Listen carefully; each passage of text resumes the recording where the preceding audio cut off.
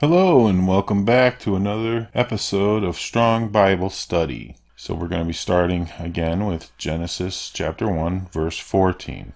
So let's get right into the word. Genesis chapter 1 verse 14, beginning of the fourth day. And God said, "Let there be lights in the firmament of the heaven," the atmosphere, "to divide the day from the night. And let them be for signs, and for seasons, and for days, and for years. The stars are to be for signs and for seasons." Okay, don't want to make a religion out of that, but this is all God's creation and it all has a purpose. Verse 15.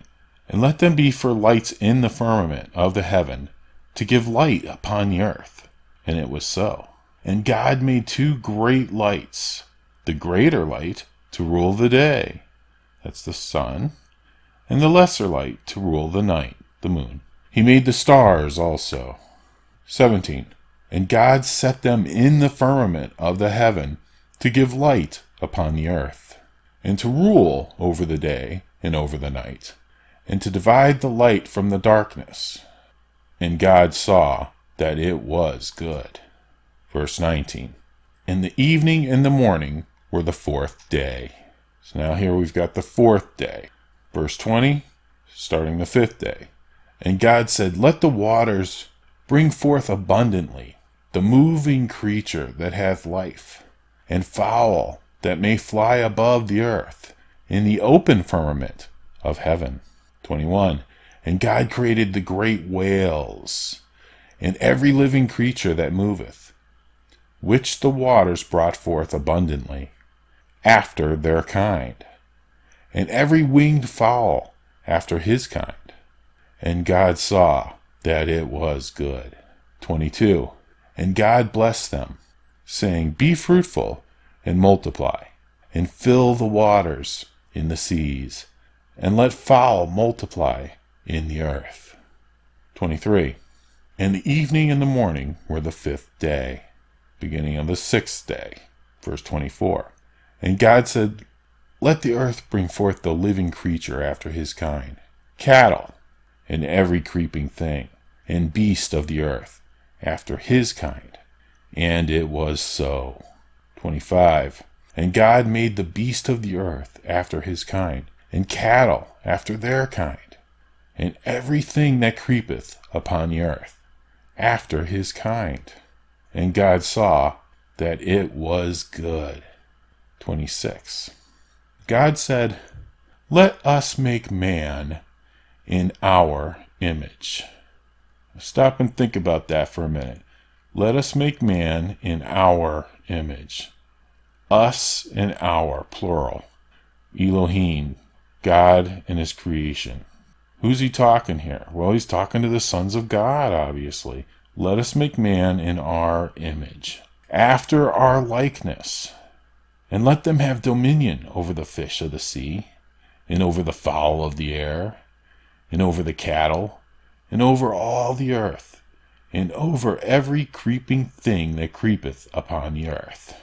Man, this man is Adama, just plain old Adama. This is the sixth-day creation, the sixth-day man, all the races that exist. Made after, in our image. Let's take a look at this word image. The Strong's, it's kind of interesting. Selim. Okay, the Strong definition is from an unused root meaning to shade, a phantom, i.e. figuratively, illusion, resemblance, hence, a representative figure, especially an idol, image, vain, or show. That's actually pretty deep. We have here a shade or a phantom. Those of you that know a little bit of philosophy know that Plato figured that what we see here is thrice removed from reality. So we basically have in the Bible this image being a phantom of what the real thing is. A copy or an image, not the real thing, but an image of it. Very interesting. Also, after our likeness, we looked like before, as in flesh. Very interesting. And God wasn't alone. We've got the plural here. Let us make man in our image. That's important to remember. So that's kind of an argument for the pre-existence, or evidence, however you want to look at that. Okay, so verse 27. So God created man in his own image. Notice the word own is italicized. That means that it was added. Okay, but that's fine. Let's just go with it. So God created man in his own image. In the image of God created he him. Male and female created he them. Same time. Male and female were created at the same time. That's important. Verse 28. And God blessed them. And God said unto them, Be fruitful and multiply, and replenish the earth, and subdue it, and have dominion over the fish of the sea, and over the fowl of the air, and over every living thing that moveth upon the earth. So we've got fishermen, we've got hunters, they have dominion over everything.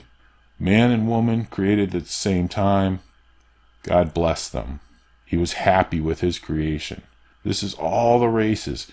If everyone knew this, there would be no racism. God loves all of his children. And he was happy. He says it was good. Hunter, the fisherman. Notice there's no farmer yet, though. That comes later. This is on the 6th day, the 6th-day creation. And God said, Behold, I have given you every herb-bearing seed, which is upon the face of all the earth, and every tree which is the fruit of a tree yielding seed.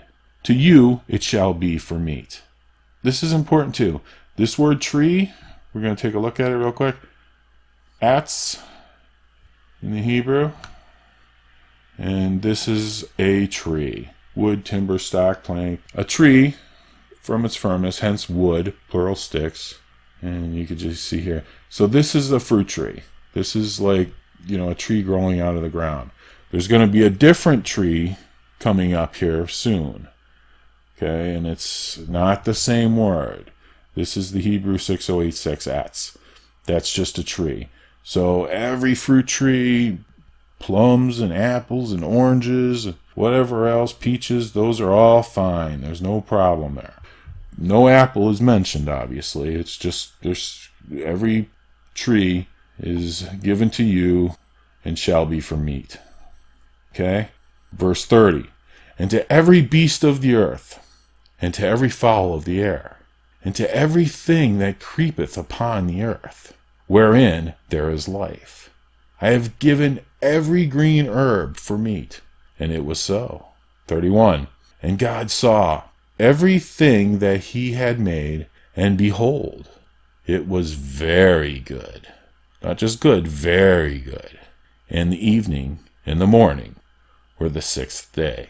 There you have 6 days of creation. So we have finally man on the scene. First there's God, then there's space and land, and the surface is all created. Then we have grass and trees and the seas, and then we come out with animals, first the fish and the fowl, and then the animals of the earth, and finally we got man on the 6th day. And behold, that is very good. It's not chaotic anymore, and God's happy with this. But it's important to remember that we've got the 6th-day man being different. They're hunters and gatherers and fishermen. That's going to be different from the next man that's coming up on the 8th day. Now, I'm very well aware of the P and the J, but if we're just going to read this like a novel, like a book in order, it makes a lot more sense. It's not from a different perspective. There's something that we're going to see here. We're going to delve into it a little bit when we get to it. It's just very interesting. I think the image is also a very interesting thing, that we're created in that image, that phantom, the shadow. It's kind of like the shadows in the cave of Plato, Socrates, where if people were living in a cave and all they could see from the outside were the shadows of the people moving in the outside, they would think those shadows were real, but they could see them, but they wouldn't know what the real thing was. That's pretty involved. It's something that really makes you think. So we could see the images, but we can't see the reality in this dimension. Thank you all for watching. I appreciate it. If you like these videos, please leave a like and subscribe. I sure enjoy bringing them to you, and I look forward to seeing all of you in the next video. And be sure not to miss the next video. We're going to get into the Hebrew a little bit, and we're going to learn about this eighth-day man. This is just fascinating to me. Thank you all. God bless. We'll see you next time.